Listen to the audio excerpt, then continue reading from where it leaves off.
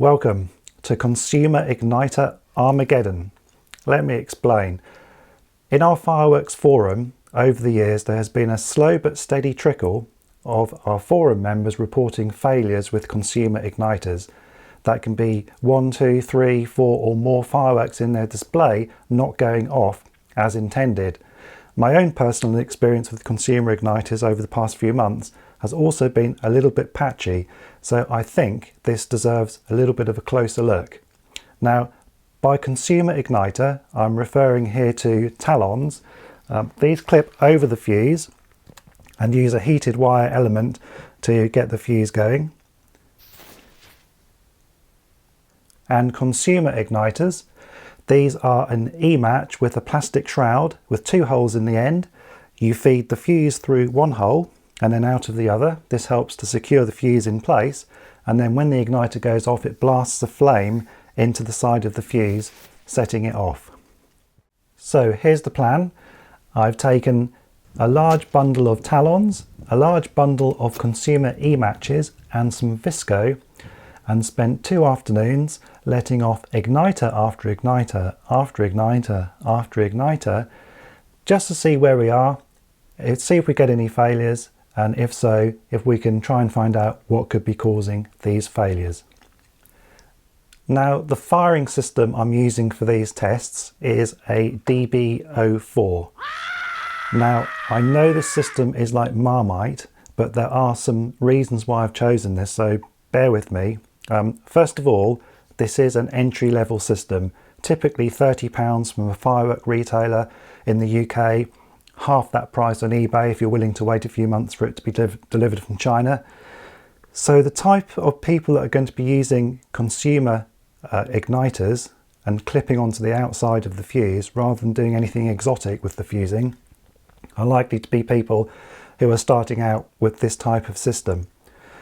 The second reason I want to use this is because I've noticed with this system that when you press a Q button and keep it pressed, the system will output a current for as long as you press the button.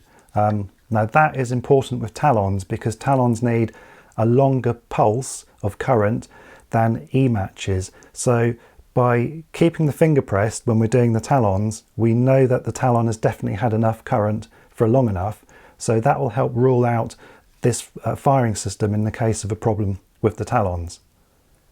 And the third and final reason I'd like to use the DB04 is because it does have a bit of a mixed reputation. Some people are wondering if it's a reliable system or not, or whether it might misbehave.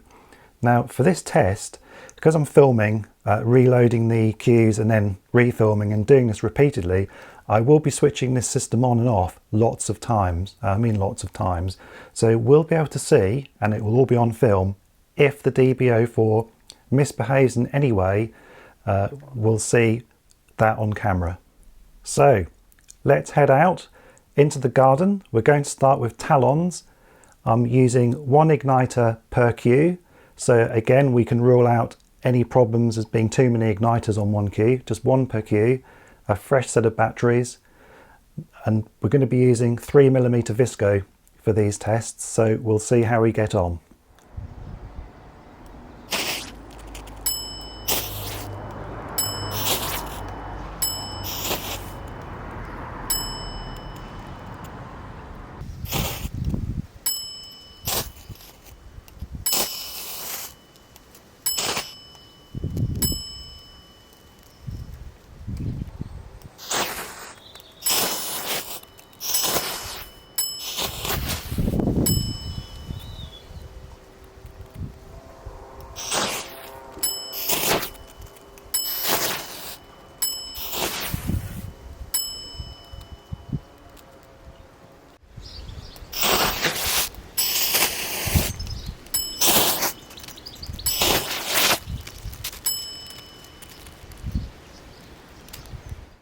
Now don't panic, I will speed things up a little as we go on because we've got a lot of igniters to get through. Okay, so 20 talons, 20 successes, no problems. I think it's time to move on now to consumer E-matches. So repeating the same experiment, 3mm visco, with the consumer E-matches, and I'm threading the fuse in one hole and out of the other, which is the advertised way of doing this. So let's see what happens now.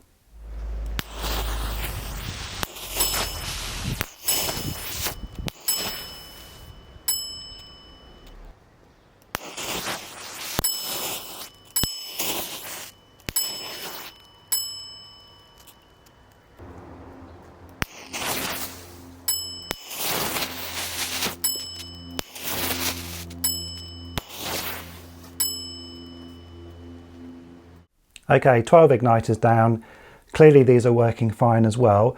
So I've decided for the next 4 to switch down to 2mm visco. Now this is obviously a little bit thinner and there's more of an air gap when you put it in and out of the holes around the fuse. So let's see how we got on with the thinner visco.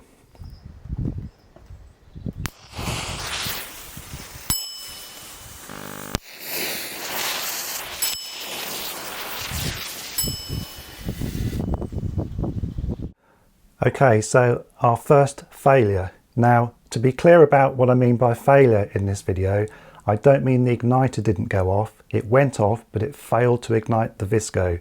So, staying with 2mm, let's try another 4.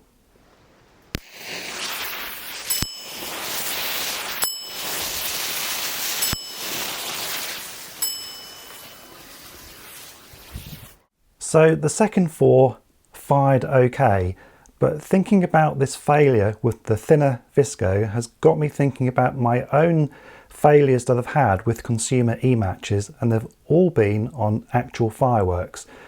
Typically items where the fuse appears to be even thinner than the 2mm I'm using here, and I can't help but thinking that this increased amount of air gap around the fuse as you feed it in and out of the holes might somehow be allowing the flame from the igniter to dissipate more, so less heat is going on the actual visco itself. So at this point I decided to raid my pyro stash and look for some fireworks I could liberate the fuses from, and I've decided to go for this selection box. The fuses on this are quite thin, but they are typical of a lot of consumer fireworks. So inadvertently I've actually done you all a huge favour by taking the fuses off the items in this box, because I was going to be doing an in-depth unboxing and review of this selection box to cover the NEC of 89 grams in total, and that includes the fuses. So this box is now redundant. It has sacrificed itself to the cause of making this video. Okay, so back outside, consumer E-matches with actual real fuses from fireworks. So this is the closest you can get to actually firing live fireworks, just without the actual live firework. Let's see how this went.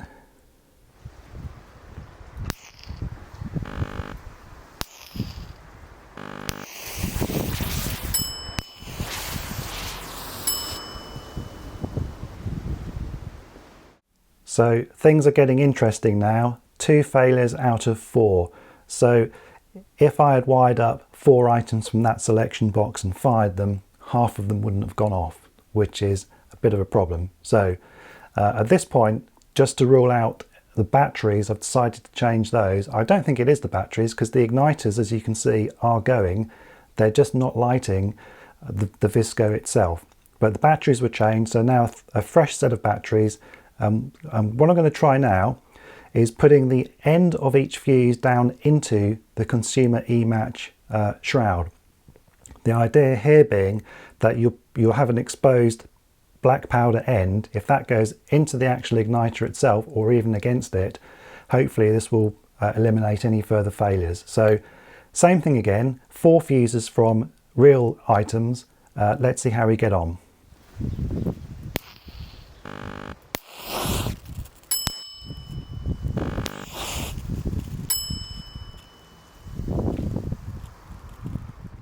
Okay, still some failures there, and that's despite sticking the end of the fuse down into the shroud itself. So I'm making a point with the next 4 of definitely cutting the end off the fuse, so there is definitely exposed black powder, and I'm putting that down into the shroud. to make sure that the whole of the flame that comes out of the igniter is going to hit this black powder. So let's try that again.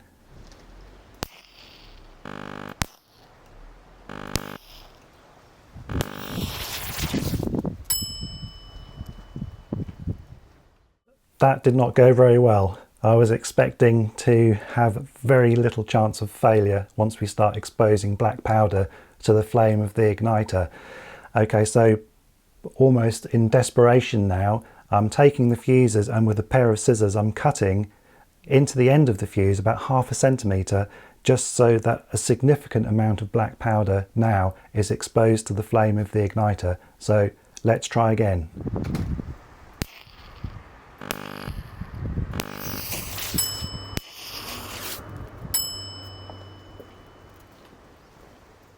More failures. This really is not going to plan. Okay, so could it be the fuse? Maybe the fuse on this selection box is such bad quality that no matter what igniter you use, you're going to have problems. So with that in mind, I now switch back to talons and use 4 talons on the remaining 4 fuses that I've got left. Now, when I clipped the talons onto this really thin fuse, the fuse was very loose in the talon. It wasn't gripping it very well. So I was pretty much expecting a similar type of problem here, with some going and some not. But let's see what happened.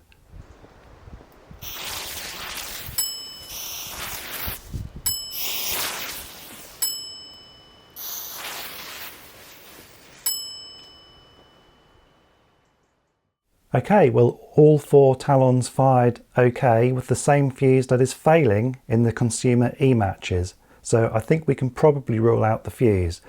Now, another test I'm going to do at this point is still with the talons. I'm going to use them on the 2mm visco that we had the first failure with using consumer E-matches. So let's see how we get on here.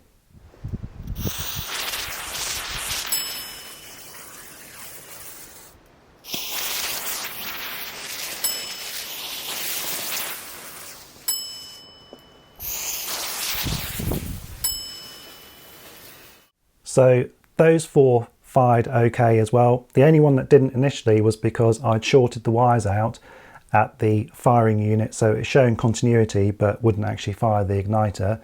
Basic beginner's error, apologies for that. So I went away and thought about this. The 3mm visco in the consumer E-matches fires okay because it's quite snug, but the thinner visco doesn't. So is there something we can do with the thin fuse to try and make it a bit more snug in the igniter? And really the simplest thing, bearing in mind we've got to keep this whole process simple because these are igniters aimed at consumers, would be to tape over the end of the igniter once the fuse has thread through. So this is what I'm going to try now. I didn't have any electrical tape handy when I was filming this, so I just used some pretty thick sellotape, but I think the end result will be the same.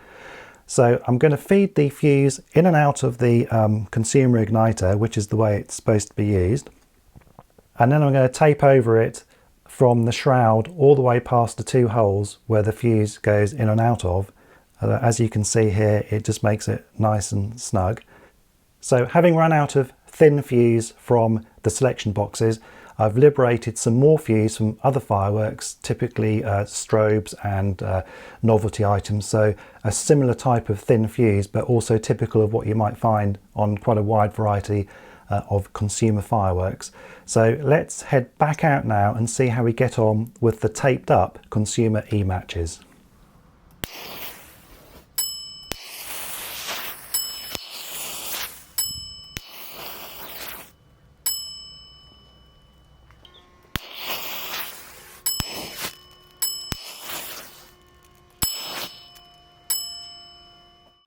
Okay, so all 8 fire. So we've gone from a failure rate of about half to a failure rate of 0. So this is encouraging. Maybe tape is the answer.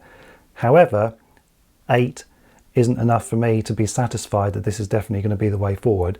So at this point, I'm switching back to 2mm visco that we had our first failure on when it wasn't taped up. Because at this point, really, I am running out of fireworks I can take fuses off without taking them off really expensive fireworks, which I don't want to do. So let's try 2mm visco taped up in a similar way.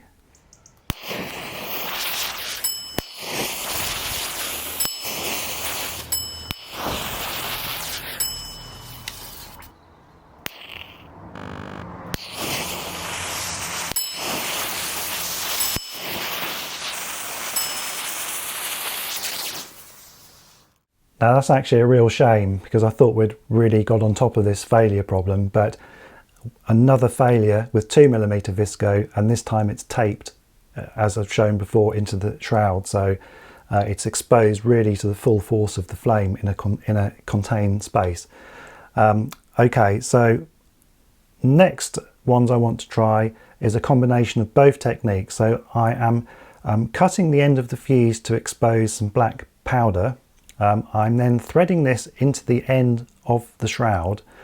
However, I noticed when I took one of these consumer igniters apart, that is to say pull the shroud off, the igniter itself is situated a little bit of a way up the actual tube itself. So there's a possibility before, when I was exposing black powder and putting the fuse right in, that the exposed part of the fuse was actually beyond the igniter.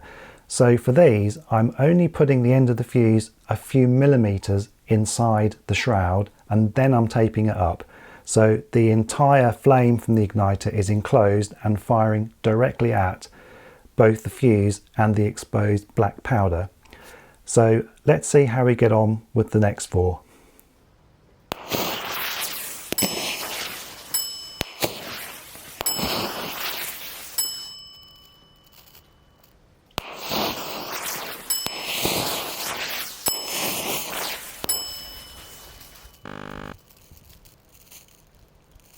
Okay, so the next four, they fired okay. So as you just saw, I actually did another four, and at the end there was unfortunately another failure.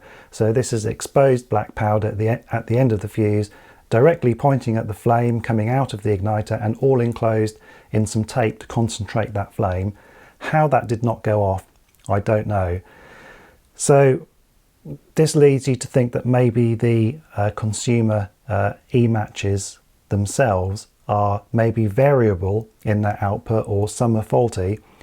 So the next 8 firings I did were actually the consumer e-match with the shroud taken off, just to see what happened and if there was any variability in the flame that they were creating. So let's take a look at that now.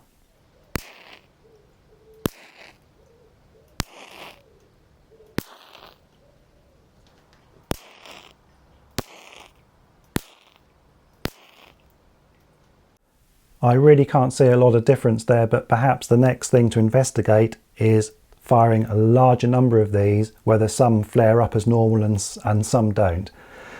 Okay, by this point, as you can probably imagine, after firing just under 100 igniters, I'm beginning to lose the will to live.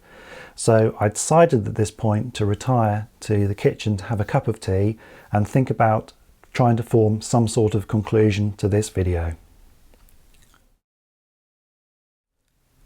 Okay, so let's pick apart what's happened with these igniters. So I'm just going to refer to my notes here.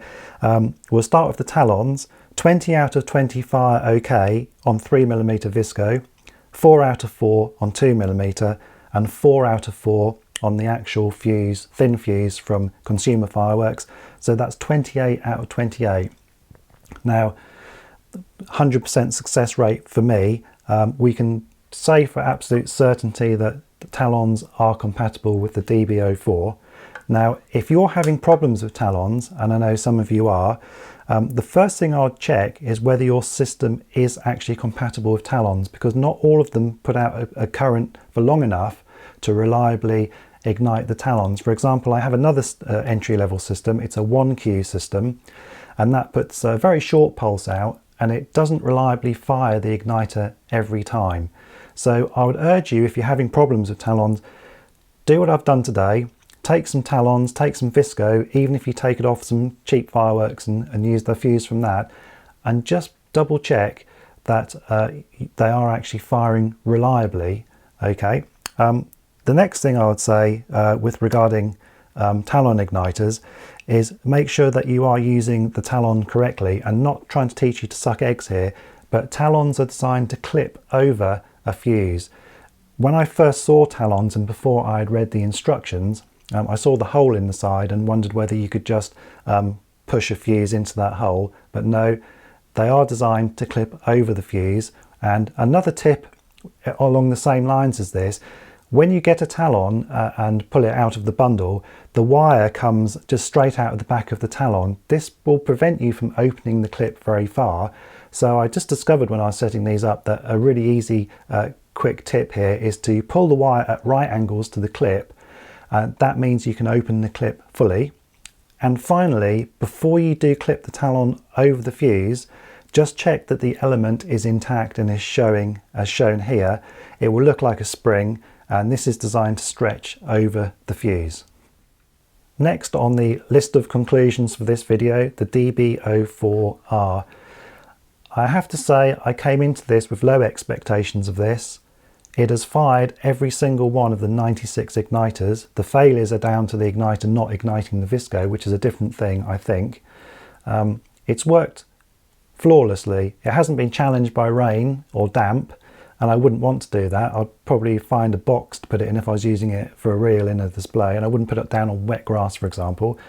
But this has been switched on repeatedly and off repeatedly throughout the whole of this filming, and for every bit of film that you've just seen there would be outtakes and things going wrong, so I'd redo it. So however many times you saw this being switched on and off, there were more times than that, and it's done really well. So it's a thumbs up from me from this system. As a starter system, it's pretty good considering its limitations. And finally, consumer e-matches. Where do we start picking this one apart? Again, referring to my notes, the thinner fuse with no tape around the shroud saw significant failures. On actual firework fuse, 9 out of 16 failed, which is over half, even when some of those had black powder exposed. Including the 2mm and 3mm visco, that's all of the ones fired in these tests, the failure rate was 10 out of 36, so that's still nearly a third. When taped, the failures dropped to 2 out of 24. For me, that's still too many, and I don't see how an exposed fuse, exposed black powder fuse with tape around it, enclosing it all in, cannot ignite. And also remember that including the 8 that were fired without shrouds, all 96 igniters today across both types have fired okay. It's just the visco didn't light. So I'm confident we can rule out the firing system here. So I'm so sorry we couldn't go in this testing from having a bad failure rate to having no failures at all. Clearly something is still not quite right here. So it's over to you. What do you think? Please let me know. I'm happy to rerun these tests with your suggestions. So for example, is there a better way of prepping the visco for use on consumer e-matches? Should we be doing something else? If so, let me know what you think, but let's keep it simple, because remember, this is aimed at consumers. I know some of you now will be saying, well, Pete, just use a standard e-match and bypass the visco completely, but that's a different way of lighting fireworks that consumers I don't think will want to get into immediately. And remember that these igniters are marketed to go and work with the visco on your consumer fireworks, so that's where I want to stick with these. Could it be another reason for the failure? I mean, are you looking at these tests and screaming, well, you could do this or you could do that? I think I've ruled out the firing system, as I said. I think I've ruled out batteries because I changed them partway through and got failures immediately. I think I've ruled out the fuse because we had failures on different types of fuses and from different fireworks. So I would hand this one over to you now. Please give me your suggestions either in the discussion on our forum, I'll put a link below, or in the comments in the video below if you're coming at this on YouTube. So all that remains to say is thank you for watching. If you've actually managed to stick with this video, probably the geekiest one I've ever done, and certainly the most tedious to edit, I can assure you, you've done really well. But if you are a consumer igniter user, I hope you'll find this useful. So in the next video on this subject, I hope we can try out some suggestions and then get us up to a 100% success rate with the consumer e-matches. So thank you for watching.